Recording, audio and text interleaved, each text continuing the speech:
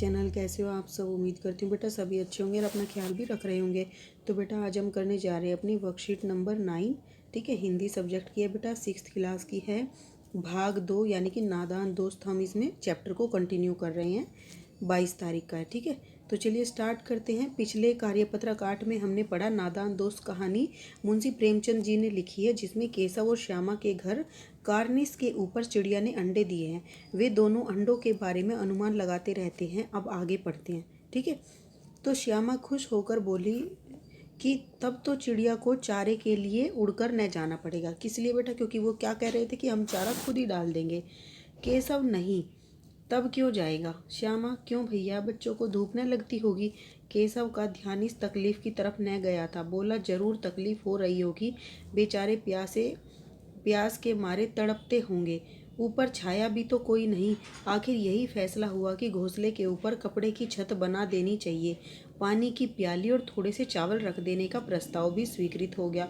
यानी कि बेटा उन्होंने मतलब हर तरीके से उनकी मदद करने की कोशिश की कि किस तरीके से वो अंडों को बचा सकते हैं। ठीक है, तो दोनों बच्चे बड़े चाव से काम करने लगे। श्यामा माँ की आंख बचाकर मटके से चावल निकाल लाई। केशव ने पत्थर की प्याली का तेल चुपके से जमीन पर गिरा दिया। ठीक है, जो पत्थर की प्याली रखी थी उनके घर में, उसका तेल चुपके से गिरा दिया और उसे खूब साफ करके उसमें पानी भरा।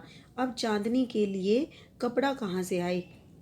तो फिर ऊपर बगैर छड़ियों के कपड़ा ठहरेगा कैसे? तो छड़ियाँ खड़ी होंगी कैसे?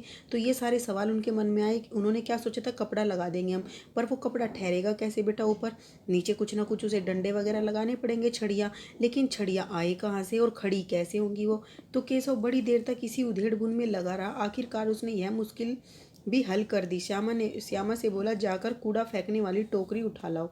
तो अम्मा जी को मत दिखाना श्यामा, वह तो बीच से फटी हुई है, उसमें से तो धूप न जाएगी। ठीक है, मतलब कि धूप उससे तो जाती रहेगी, उससे तो बच नहीं पाएगी धूप, मतलब कि अंडों तक ना पहुंचे, ऐसा तो हो नहीं सकता। इसका अर्थ उल्टा लेना है बेटा आपको। ठीक है, ये थोड़ी एक जैसे हम उल्टे तरीके से बोल देते कई बार कि ऐसा तो होगा नहीं, जबकि वो हम क्या कहना चाह रहे कि ऐसा होगा। ठीक है, तो फिर वो बोलता है, केशव ने झुंझलाकर कहा तू टोकरी ले आ, मैं उसका सुराख बंद करने की कोई हिकमत निकालूंगा।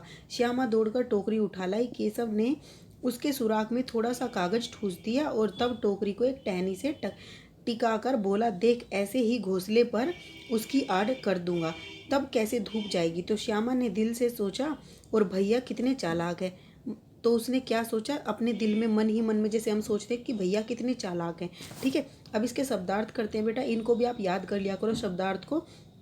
तकलीफ मतलब होता है परेशानी, प्रस्ताव मतलब कोई सुझाव देना। ठीक है, और स्वीकृत मतलब कोई चीज़ को के लिए सहमत हो जाना। ठीक है, किसी की स्वीकृति मिल जाना। नेक्स्ट है उधेड़ बुन। उधेड़ बुन मतलब क्या होता है बेटा कि हम किसी ना किसी सोच विचार में लगे रहते हैं कि ऐसे नहीं ऐसे, ऐसे नहीं ऐसे। हिकमत मतलब तरकीब।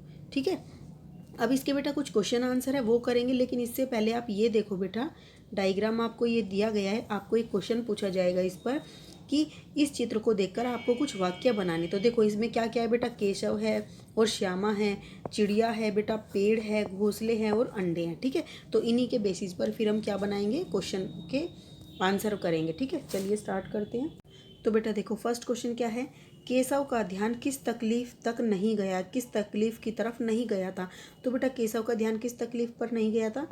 केशव का ध्यान इस तकलीफ की तरफ नहीं गया कि चिड़िया के बच्चों को धूप भी लग रही होगी। ठीक है, अब नेक्स्ट क्वेश्चन क्या है बेटा, केशव और श्यामा ने अंडों को धूप से बचाने के लिए क्या उपाय सोचे थे। तो उन्होंने क्या क्या सोचे थे बेटा उपाय? केशव और श्यामा ने अंडों को धूप से बचाने के लिए चिड़िया के घोंसले के ऊपर एक कपड़े की छत बनाने की सोची।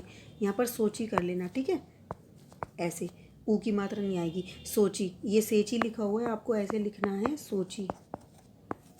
ठीक है, अब नेक्स्ट क्या है बेटा, फिर उन्होंने क्या क्या सोचा, परंतु वह कपड़ा बिना छड़ियों के रुक नहीं पाता। तो उन्होंने फिर क्या और तरकीब लगाई और अंत में उन्होंने टूटी हुई टोकरी में कागज लगाकर उसको घोंसले के ऊपर लगाने की सोची। ठीक है, तो उन्होंने इस तरीके से एडजस्ट किया और एक टोकरी से छाया करने की सोची। अब नेक्स्ट क्वेश्चन क्या है बेटा, क्या तुम्हें भी किसी नई चीज़ की बात नई चीज़ या कोई बात को लेकर कौतूहल महसूस हुआ है? ठीक है, यानी कि मतलब कि किसी चीज़ के लिए आपके दिमाग में कोई ना कोई नए नए क्वेश्चन उठे हों, ऐसे किसी अनुभव को लिखिए जो तुम्हारे मन में हुआ हो। ठीक है, या हुआ था, उस समय आपके मन में क्या क्या सवाल उठे थे। तो बेटा आपको अपने तरीके से अपने मन से सोच कर लिखना है जो आपके मन में उठा हो। ठीक है, मैं आपको एक आइडिया दे रही हूँ। मेरे मन में भी कई प्रकार के सवाल उठते हैं कि किस प्रकार चिड़िया आसमान में ऊंचाइयों तक उड़ती है। यदि मैं भी अपने पंख लगा लूं तो क्या मैं भी आसमान में उड़ सकती हूं? ठीक है, इस तरीके से आपको अपने तरीके से, कभी बचपन में आपने कोई नई चीज़ देखी हो जिसको देखकर लगाओ कि ये कैसे हुई, कैसे मतलब ये काम करती होगी और ऐसा काम क्यों करती है। तो इस तरीके के क्वेश्चन आपके मन में उठे हों तो आप उसको लिखना। ठीक है, अब नेक्स्ट क्वेश्चन क्या है बेटा, यदि उस जगह आप और आपका मित्र होती या होता तो आप दोनों क्या उपाय सोचते? कहाँ पर बेटा? जहाँ पर केशव और श्यामा अपने चिड़िया के घोंसले को सेव करने की कोशिश कर रहे हैं। ठीक है, यदि केशव और श्यामा के स्थान पर मैं और मेरा दोस्त होते, ठीक है, या मैं और मेरी मित्र होती तो हम भी चिड़िया के बच्चों को धूप से बचाने की कोशिश करते। उसके ऊपर कपड़े या किसी पेड़ की पत्तियों की छाया करने की कोशिश करते। ठीक है, जरूरी नहीं है कपड़ों की बेटा, पत्तियों से भी बड़े बड़े पत्ते होते हैं जैसे, तो उनकी छाया करने की भी कोशिश करते। अब नेक्स्ट क्वेश्चन क्या है बेटा आपका, कि कार्यपत्रक में दिए गए चित्र को ध्यान से देखकर किन्हीं 5 संज्ञा शब्दों के नाम लिखकर वाक्य बनाओ। तो संज्ञा शब्द क्या होते हैं बेटा? किसी व्यक्ति का नाम, वस्तु का नाम, स्थान का नाम। ठीक है, इन सभी के नाम को संज्ञा बोला जाता है। ठीक है, जिन शब्दों से हम किसी का नाम बताते हैं वो शब्द क्या कहलाते हैं? संज्ञा कहलाते हैं। तो उन्हीं शब्दों की सहायता से हमें क्या बनाने हैं? वाक्य बनाने हैं। तो बेटा देखो, वाक्य कैसे बनाओगे? हमने वहाँ पर क्या क्या देखा था? हमने अंडे देखे थे। तो अंडे से जैसे ये बन सकता है, आप चाहो तो और भी बना सकते हो। वहाँ पर 2 अंडे हैं।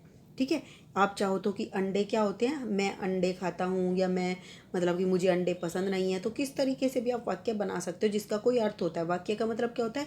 शब्दों का समूह जिसका कुछ अर्थ होता है। ठीक है, अब चिड़िया बेटा हमने देखी थी, तो 5, ये भी चिड़िया का एक नाम है यानी कि संज्ञा है। तो चिड़िया पेड़ पर बैठी है। ठीक है, घोंसला भी एक नाम है बेटा किसी का, तो ये संज्ञा हो गई। उस पेड़ पर चिड़िया का घोंसला है, ये वाक्य बन गया। पेड़ मतलब बेटा नाम है किसी वस्तु का। ठीक है, तो वह हरा भरा पेड़ है, तो ये क्या बन गया? वाक्य बन गया इससे, संज्ञा से। ठीक है, अब नेक्स्ट क्या है बेटा? केशव।